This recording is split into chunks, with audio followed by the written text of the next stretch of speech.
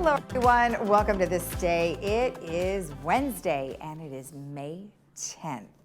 All right, actually, let's go ahead and talk about meetings first. We've got a few meetings to tell you about. One is at 1:30 this afternoon, and it is the GRF Landscape Committee meeting. That will be in the boardroom. Then at 3 o'clock, we have the United Private Loan Research Ad Hoc Committee meeting, and that will be in the Cypress Room. And then at 4:30 this afternoon is the United New Resident Orientation. That is in the boardroom, and they ask that you please RSVP to info@lagunawoodsvillage.com.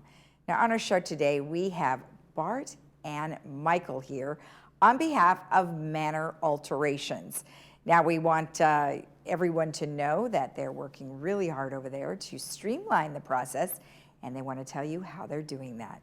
All right, let's go ahead and take a look at our weather. Well, we are looking at warmer skies here through the rest of the week and then into the weekend, looking pretty good. 69-55, 69-54, 74-56, 76-57, and 74-58. Our sunrise this morning was at 5:54, and our sunset will be at 7:41. A beautiful shot in Fiji. This is an island called Manuriki, and it is an uninhabited small island off the coast of Viti Lev. Makes us just want to go. And just to keep you guys informed that if you would like to go destination shopping, it's happening on May 16th. They are going to go to the 99 Ranch Market Center with lots of big stores and fun stuff. So if you want to participate, please get in touch with transportation at 597-4659. All right, when we come back, we will speak with Manor Alterations about their system. We'll be right back.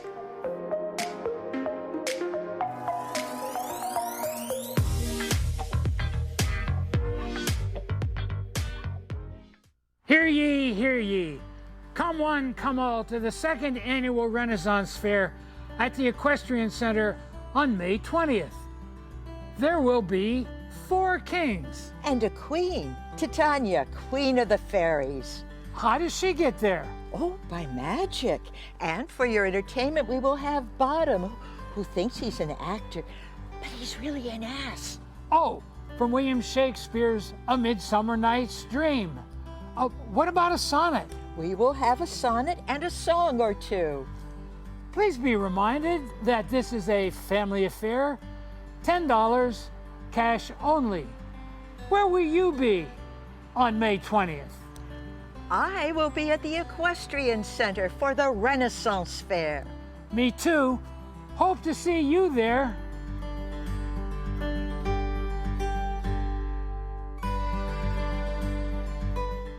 The Salvation Army Orange County is committed to building hope in people's lives rather than just more shelters. The Center of Hope, a comprehensive homeless care solution, combines a 325-bed emergency shelter, 72 permanent supportive housing apartments, on-site medical, dental, vision, and mental health care, and an award-winning drug and alcohol rehabilitation center. Donate today to transform lives, create safer neighborhoods, and provide an opportunity to end chronic homelessness in Orange County.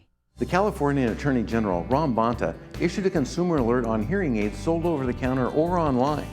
Quote, while hearing aids sold online or over the counter may appear to be more cost effective than traditional hearing aids, they may not properly address your particular hearing loss needs, or they may be outright scams.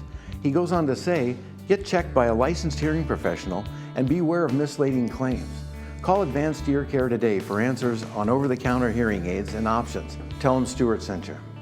Living and learning in Laguna Woods Village is a unique experience. For over 45 years, the Emeritus Institute has provided tuition-free college classes within your community. Join us to experience expert faculty, quality academics, and to make friends through the Emeritus Institute. New classes start every semester, and you can join nearly any time. Visit us anytime at saddleback.edu/emeritus. Learn, live, and thrive with the Emeritus Institute.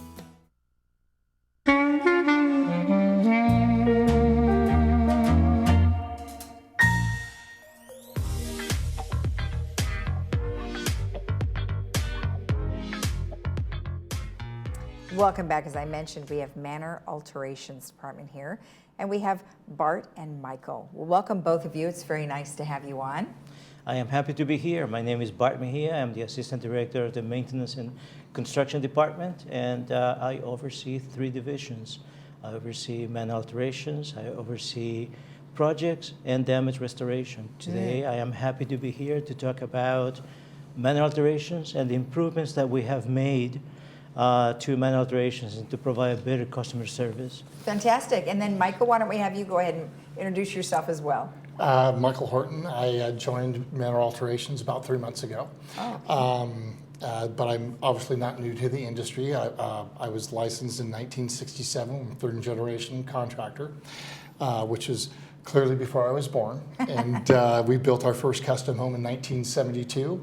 And I jokingly like to say, for an Orange County kid, I had my first car accident in a tractor in 1979. Wiped out the electrical box. So I've been on a job site and been building custom homes and homeowners associations like this for a long, since I was created. Okay, all right, fun. And then how about you? How did you get into this position? So I am a professional engineer, and I've been practicing engineering for the past 35 years. I am a past city engineer with the City of Costa Mesa, and now I am helping the community, bringing my experience and knowledge and put it into practice. As I mentioned, the 3 divisions that I oversee fit perfectly within my skill set, and I tell you, I am impressed with the community, and I am happy to assist. That's excellent. And you know, it's kind of nice to have 2 different backgrounds, right? Because you're coming from handling a very large area, and then yourself, you've got the HOA stuff, which is great because we have 3 HOAs, and we have a very large community that is like a city. It is, and it functions like a city as well. Exactly, exactly. All right, so you're here to tell us a little bit about, you know, what Manor Alterations is as a whole, and what are some of the things that you guys have been changing to streamline the process? So, and I am happy to start with that. Okay. So, you know, not too long ago, Manor Alterations has had a few issues with the processing of mutual consents, variances, responding to emails, responding to phone calls, and that is all due to a number of factors that affected manor alterations. That included illnesses, vacancies, and it was very difficult to find qualified staff to fill those open positions. Right. We worked very hard with our human resources to find qualified staff, and we have been fortunate to have found qualified staff so that now all of those open positions have been filled, including that of the manor alterations manager, which is why we have Mr. Mike Horton here with us. And he is already making a difference. So some of the things that we have done to improve customer service in transition, and now that Mike is here, we will continue to do that. But it has been all hands on deck. We couldn't do this all by ourselves. We needed the help from other departments. We had to also hire consultants. We hired temp agencies to help us with inspections, mutual consents, with intake. But more importantly, we work very closely with committees and boards to discuss and come up with solutions to some of the processes that we had in place. We had old standards. We had old ways of doing things that were taking way too long. And we have worked with them very closely. We have come up with solutions that have helped improve on customer service. We work very closely with the city, which was another critical item that we needed to work on, and that is defining our respective roles. How much work do we need to do? How much work do they do? Again, with the assistance of boards and committees, we have defined what those roles are. Where our main focus now is on looking at our rules and regulations and not duplicating city efforts. That's good. Michael, so tell me a little bit about, you know, how this may differ, because you've got 3 different HOAs and 3 different sections versus maybe what you've been used to before. What are some of the challenges there? Well, so a little bit back, I went to Cal Poly San Luis Obispo for construction management and project management. So the first thing I did is when I came in is I looked at our people, our process, and then our policies and procedures. Because with United and Third, they have different policies and procedures. Our people, which I was very fortunate, they've been here for a minute now, and so and your best asset is always your people. So then once I assessed that my people were qualified and very competent in their positions, we looked at the process and how we could streamline it. So and then I looked at what the feedback was from our surveys. So as a plug to the community, if you get a survey, we'd love to hear back from you guys. It is very helpful for us to clean up the process and the procedure. But so that's what I did. So because United's a little bit different than the Third, Third's a little bit different than United. But we can have things that are streamlined and economies of scale for both of those. And then we just do some fine tuning for each board. Okay. One thing that you mentioned is talking about what the city is responsible for and what our community is responsible for. What are some things that you found that the city may have not been attending to? Was there anything in particular? So in the past, we were taking on roles, we were taking on steps that overlap city services. I see. The city is responsible for code compliance. And this is part of defining our respective roles. We are responsible for the enforcement of the mutual rules and regulations. So there was that overlap where in the past we were doing some of the work that the city should have been doing and vice versa. So we hold regular meetings with the city to coordinate and to talk about some of these issues and how we can improve our service to our members. Right. Okay. Perfect. And then I was looking at one of your slides here, and you're talking about resale inspections, which you said you had hired some people to help you out with that. Do you have somebody specific now that is just for resale inspections? We do. We just hired. We have a recent hire, which is a permanent full-time position. Great. And we were fortunate to have attracted the interest of this inspector from our sister development in Seal Beach. And he brings with him a lot of experience already, so he hit the ground running. He's already helping us with resales inspections, and he also assists with inspections for mutual consents. Right, right. Now, when you come across somebody that hasn't gotten any authorizations to do something internally, what do you generally have to do? So we run into some of those issues, and that's part of the work that we do. Those are unauthorized improvements or alterations.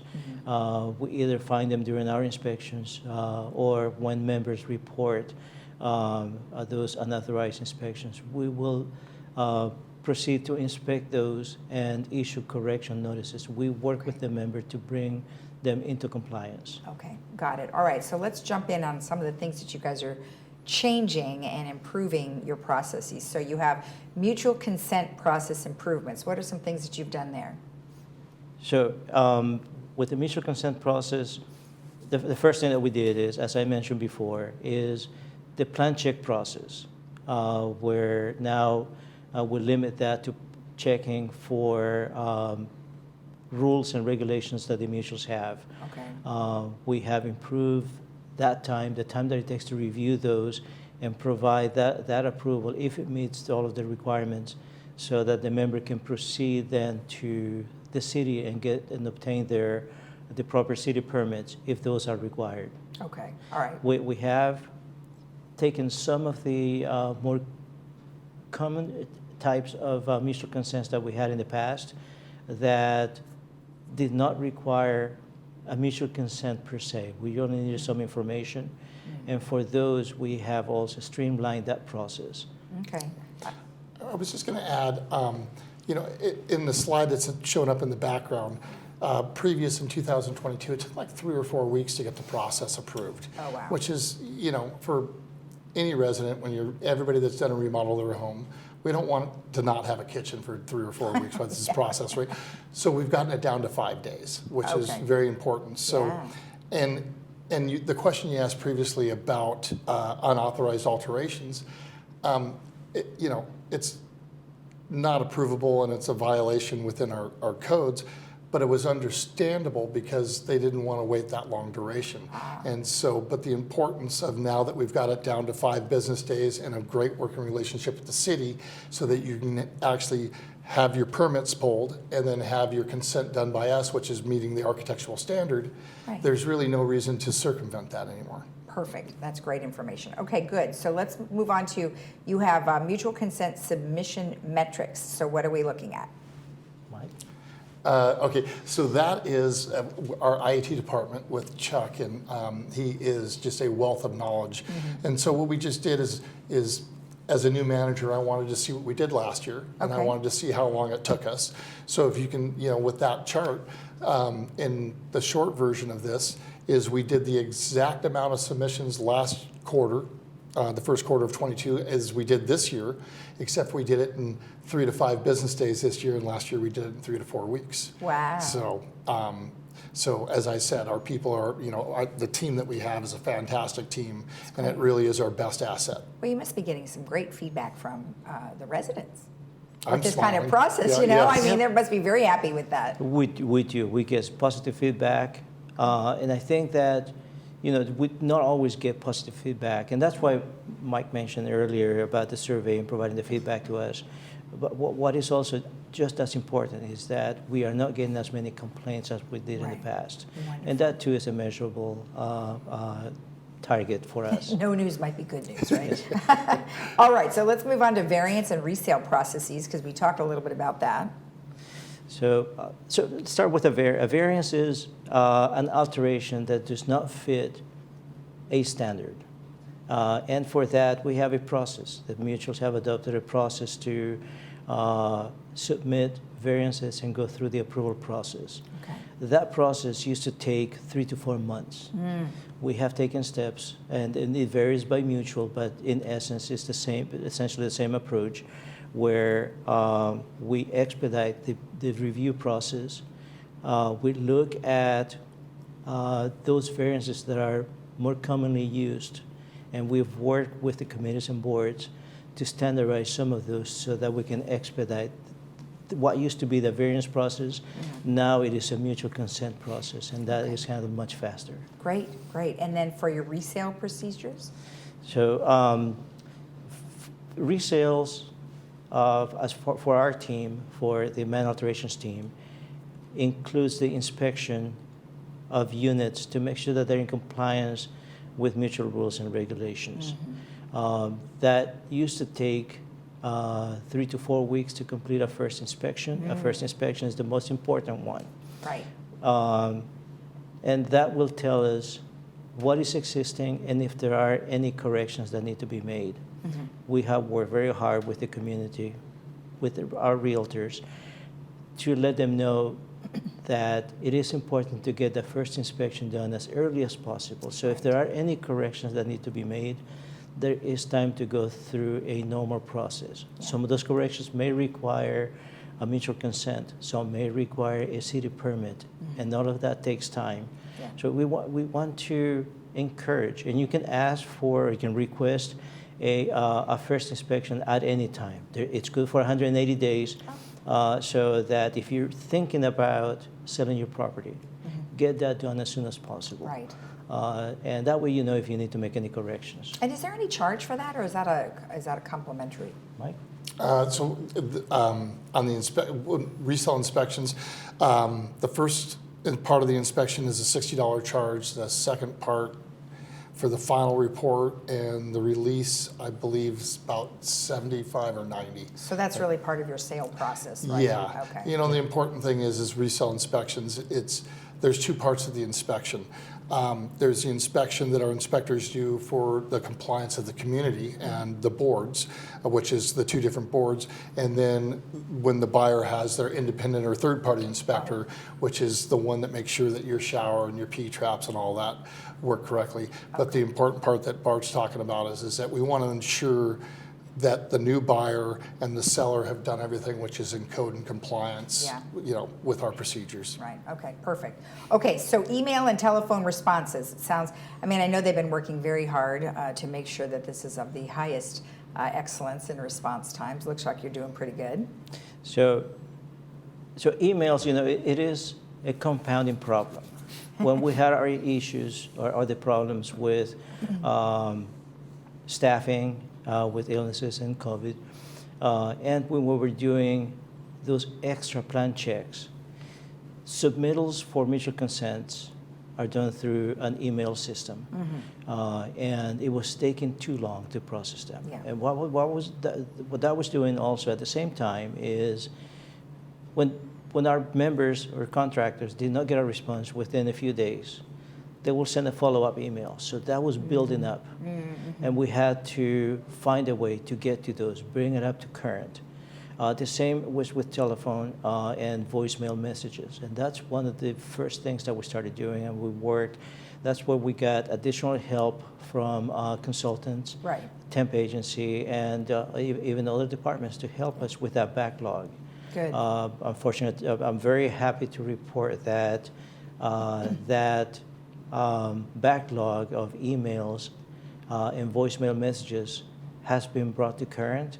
And Mike has a few updates when it comes to that, because he has been now integral in the final steps required to bring that and bring them to current. Right, and we have a chart on the next one that you can see the difference between the amount of emails and then versus what we've done already in Q1. And did you want to make a comment to that? Yeah, so back to actually assessing when we looked at, because they all feed upon one another, and right. And so when they were doing the mutual consent, I just looked at what were the bottlenecks in the process that were holding them up, and then those bottlenecks were, clearly explaining our certificate of insurance as a requirement and responsibility of the contractor, and then also the air clearance report. And then when we dug deep into the emails, multiple emails about the same subject matter. So we fixed those two processes, and then this is just the first quarter. Now, when we look at April, our total amount of emails has gone down by like 30% because the questions are being answered up front. Right. So it's just streamlining. So back to the surveys, it's important to get the feedback because we are listening, and Perfect. then we're trying to fix it. Well, excellent. So going forward then, what are some of the things that you're going to be working on going forward? So our work is just starting right now. We will continue to work with boards, committees, members, contractors, realtors to find ways to improve processes that we have in place to improve on customer service. Right. We are currently updating more standards, standards that may be obsolete or they're outdated, bring them up to current, finding ways to expedite things, either modifying or creating new standards for those types of variances that are commonly used, and continue to work closely with the city so that we can continue to work together as a team and provide the best customer service that we can. Yeah. I think a great example of that is that water heaters. The codes and compliance for water heaters have changed over the last decade. Right. And so instead of it being a complete submission of approval to have it swapped out, we've done it on one page. We have an immediate permit pulled through the city, and now they can get that process. They can submit the process and have it approved in a day, and they can get their contractor out and have it actually everything done and signed off in 5 business days, and away they go. Fantastic. Well, congratulations. Sounds like you guys have achieved quite a bit in the short amount of time that you've both been here. Thank you. We're happy. All right, excellent. If you want more information about anything that we have discussed, you can always email Manor Alterations at alterations@vmsinc.org. We'll be right back.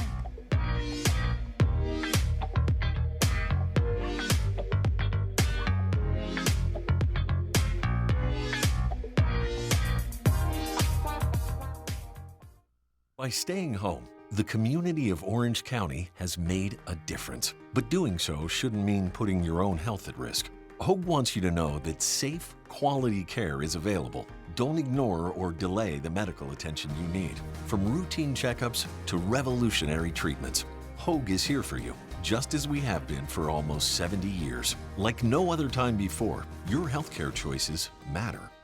Get the care you need from the name you trust. Do you have cavities, broken or missing teeth, tooth pain, or other dental problems? these issues can create more problems than you think, including affecting your overall health. Don't wait until it's too late. Contact Loberg Dental today and your first exam and set of x-rays is free without insurance. It's a great way for you to experience our high-quality level of patient care while saving money too. Visit drloberg.com to schedule your free exam and x-rays today.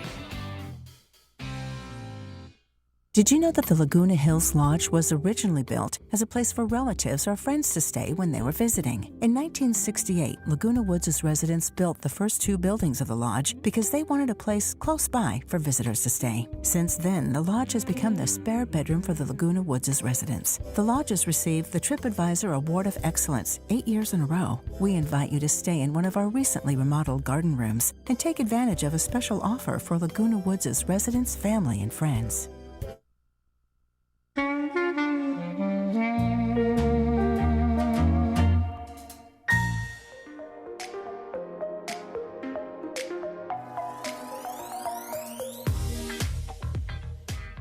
We have a couple of movies to preview for you for Friday and Saturday. Our Friday movie is called Stand By Me, and you can catch that at 2 p.m. with subtitles, 6 p.m. without subtitles, and brought to you by City of Hope, and that's on Friday. And then on Saturday, we have Only in Theaters. Now, this is a documentary that is about an old-time theater in Hollywood, so you can check that out on Saturday, 2 p.m. with subtitles, 6 p.m. without subtitles, brought to you by Pacific Financial Planners. Okay, let's take a look at our weather. It is looking quite lovely for this week, and then we're going to warm up a little bit by the weekend. We are looking at temperatures today, 69, 55, 69, 54, 74, 56, then a little bit warmer, 76, 57, and then on Sunday, 74, 58. Have a great day in the Village. We'll see you again tomorrow right here on Village Television at 9 a.m. Bye-bye.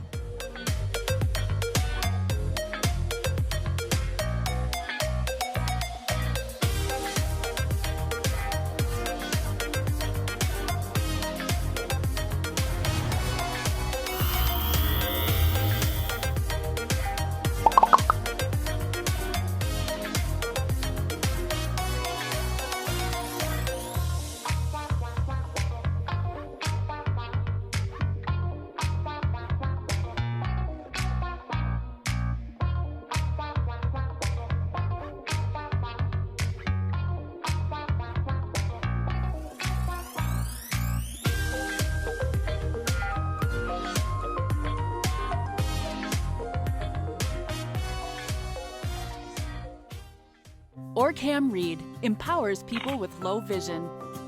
Sometimes reading can be a challenge. With Orcam Read, just point and click. Read at work. Read a recipe. Read a magazine. Read anything you want. Orcam Read.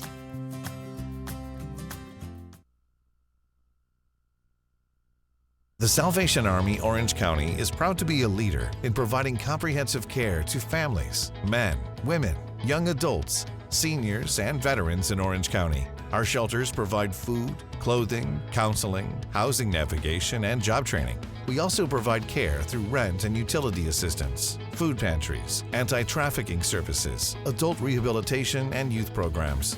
Donate today to help families in need and empower individuals towards self-sufficient life. Hi, I'm Jack. And I'm Christine, and we're the owners of the Jewelry Box Estate Buyers. Whether you're looking to liquidate an estate or sell your jewelry, there's one thing you need above all else. And that's trust. Trust that the people who are buying your treasures are treating you fairly. And if your heirlooms need repair or appraisal, our master jeweler and graduate gemologists are here to help. At the Jewelry Box Estate Buyers, it's about trust.